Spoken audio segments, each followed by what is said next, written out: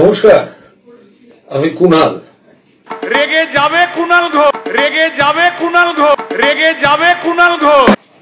আমাকে অনেকে জিজ্ঞাসা করছেন অনির্বাণ ভট্টাচার্য অভিনেতা, তার এই সর্বশেষ গানটি হুলিগানিজমের, তাতে যে এই রাজনৈতিক নেতাদের নাম একটু তির্যক, একটু টিপ্পনী সহ ব্যবহার হয়েছে, সেটা কেমন লাগলো? আর দুই হচ্ছে, আমি যেহেতু ভালোই লেগেছে বলে পোস্ট করেছি, যে আমি কেন এটাকে ভালো বললাম। দেখুন, অনির্বাণ ভট্টাচার্য তিনি অভিনেতা, তার মঞ্চ অভিনয়, পর্দার অভিনয় আমি দেখেছি। কিন্তু এই গানটির কথা বলি, গানটি সব মিলিয়ে ওনাদের যা প্রেজেন্টেশন ইত্যাদি ভালোই লাগছিল।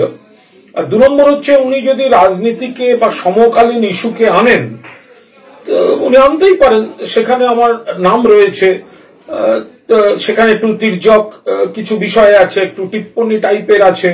তো এই মজাটা তো নিতে হবে, দেখতে হবে ইস্যু তোলা মজা এটা একটা জিনিস, আর ইচ্ছাকৃত কেউ কাউকে অপমান করছে কিনা।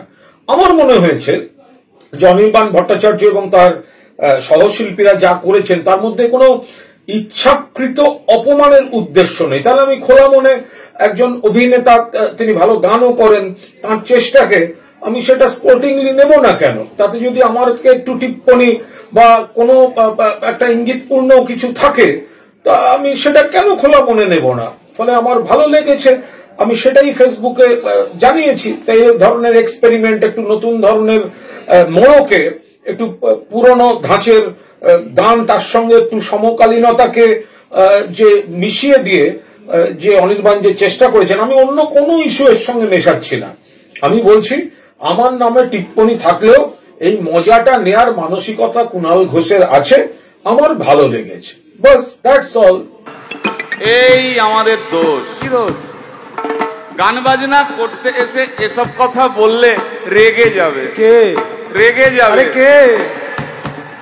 রেগে যাবে কুণাল ঘোষ।